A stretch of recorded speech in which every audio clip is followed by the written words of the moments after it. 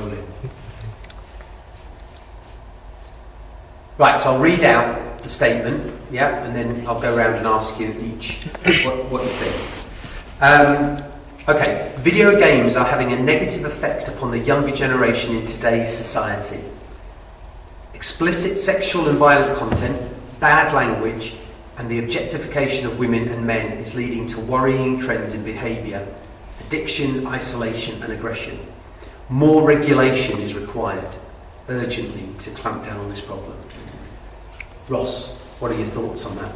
I feel if any of the following statements are true, they're responsible for their own actions, and if they feel it's leading to that, they should stop playing the game. Or if they've seen anything on TV, they should understand that it's just a game or a TV show and it's nothing more than that. But if they can't control themselves, then they shouldn't play. And if the parents are letting them do that and letting them get away with that, they're also in the wrong. Okay, so it's very much down to the individual responsibility. Yeah. Okay, Ramil?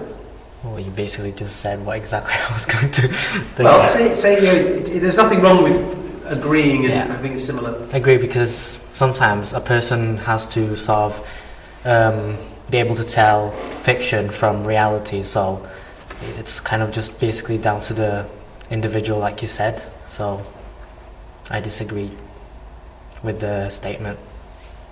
I disagree with the statement because I think that people just look to video games just to blame them.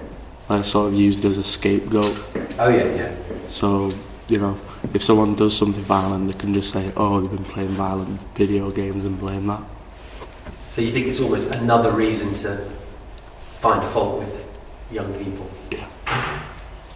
I also disagree with this statement because I think the child should be old enough to play games and understand what the game is not real, and if they're not old enough they shouldn't be playing it, to be honest. They should follow the age restriction thing. I disagree with the statement because it just seems like a media scare tactic just to put games in a bad light. And also everyone has their own morals, so everyone should be able to tell right from wrong, so it's all up to the individual. So why do you... Right, so thank you. So why do you think this keeps coming up? Because more and more violent games come out, month by month, but it's them mostly meant for adults rather than children. Yeah, it's the closest thing to blame. Yeah, and because everyone puts teenagers and young people in a bad light anyway, and like the other said, they just use it as another scapegoat to blame teenagers. Yeah, and when people do something wrong, they're not trying to admit that they've just done something wrong. They're just trying to find something they can pick up and blame. Yeah, they'd rather blame someone else than blame themselves. And do you think often it's not actually to do with video games, it's to do with or films or radio? Because nobody really hits people over the head with a console, do they? No. They go out and they riot, they do this and the other. It's a bigger problem, isn't it? Yeah, it's because the mass shooting, the Aurora shooting, the person said it was because of the Batman film, but it turned out he had mental illness, so he just used that to blame rather than blaming himself and using it as his own aggravation. What about the arguments about